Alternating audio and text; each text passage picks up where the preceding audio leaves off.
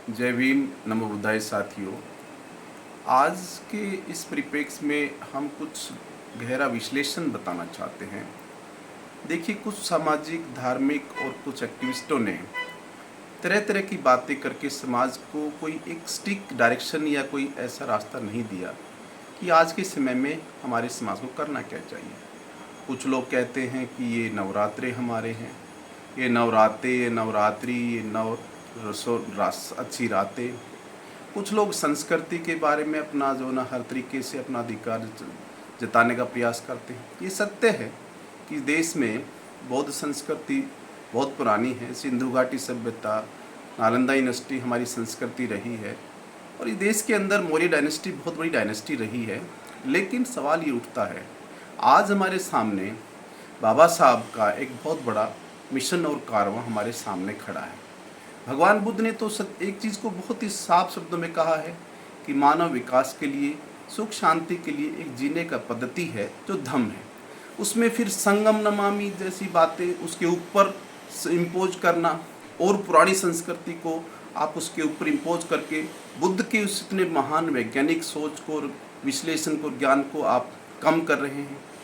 बाबा साहब ने हमें साफ साफ शब्दों में 22 प्रतिज्ञाओं से जो इस देश में अपने सामाजिक आचरण का बताया, उसमें आप नई रातें और अन्य तरह के कार्यकलाप या क्रियाक्रम इन्हीं धर्मों को पुनर्स्थापित करने के लिए लोग अपना अपना संदेश अपने अपने चैनल से दे रहे हैं। बड़ी भ्रांति हो रही है साथियों। सीधा सीधा रास्ता है, देश में संविधान को बचाना है, आम जनजीवन के, व्यक्ति के, बहुजन समाज के लोगों के लिए अधिकारों की लड़ाई लड़नी है। यहाँ के लोगों का जीवन कैसे उच्च स्तर हो, उसके लिए आप लोगों को संघर्ष करना है। ये कारवां बाबा साहब ने पार्लियामेंट में जाने के लिए कहा था, अपने अधिकारों को सुरक्षित करने के लिए कहा था। संविधान बचाओ। बाबा साहब को आज जो इतना बड़ा कारवां मिशन है उसको मत खत्म होने दो।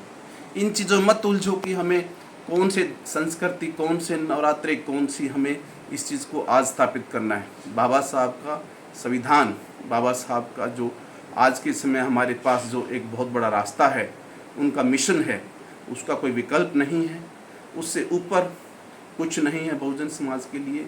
उसी कारवां को आगे ले जाओ, पार्लियामेंट में जाओ, बड़े बड़े पदों पर अपने आप को आसीन करो, अपने बच्चों को, समाज को शिक्षा, चिकित्सा, रोजगार हर तरीके से संपन्न करके बराबरी में लाओ और पार्लियामेंट और संसद के अंदर जाके सरकारें बना के फिर अवलोकन करो सही क्या है, सत्य क्या है, देश में तुम्हारा इतिहास और संस्कृति कैसे थी, कहाँ चलेगी, उसको कैसे ठीक करके एक तरीके से यहाँ लाया जाए। या विवाद करके आपस में तनाव पैदा करके किसी चीज़ को सुपरमेसी स्थापित करने से कुछ होने वाला नहीं है। ये सीधा सीधा रास्ता है। भगवान बुद्ध इस दुनिया में धम्म के माध्यम से सर्वोपरि संदेश दे चुके हैं।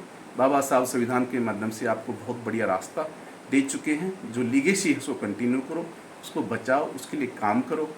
उसी पे आगे बढ़ने की ज़रूरत है, उलझने की ज़रूरत नहीं है, सुलझने की ज़रूरत है। सुलझो और मिशन और कारवां को आगे बढ़ाओ, नहीं तो फिर ना तो तुम बोलने लायक बचोगे, ना तुम्हारी कोई संस्कृति, इतिहास तुम्हारी बात सुनने लायक बचेगा। सिर्फ एक ही रास्ता है, भगवान बुद्ध का धम्म जो सर्वोपरि है, बाबा साहब का संविधान जो बचाना है, लागू कराना है और ये देश के बहुजन समाज को बराबरी में ला के पार्लियामेंट के अंदर भेज के सरकारें बना के अपने सच्चे इतिहास और संस्कृति को जानकारी लेके और जैसा सही है, जो सही है, किसी का विरोध नहीं करना, किसी की बुराई नहीं करना, किसी के साथ विवाद नहीं करना, जो सही है, जो सत्य है, उसको स्थापित करना है और देश को महान बनाना है और देश को दुनिया के अंदर एक डेवलप कंट्री और महान कंट्री बनाना है। यही बाबा साहब चाहते थे और यही देश का हर नागरिक चाहता है। आप सबका मंगल हो, आप सभी चीज़ को गहराई से समझें। किसी के लिए विशेष नहीं बनाया गया है, कोई प्रतिक्रिया नहीं है, ना किसी के विशेष के लिए कहा गया है। कुछ बुरा लगा हो तो क्षमा चाहते हैं, लेकिन बात तो गहराई से समझें। आप सबका मंगल हो, आप सब खुश रहें, भगवान बुद्ध की अनुकंपा रहे। नमस्कार, नमस्कार साथी।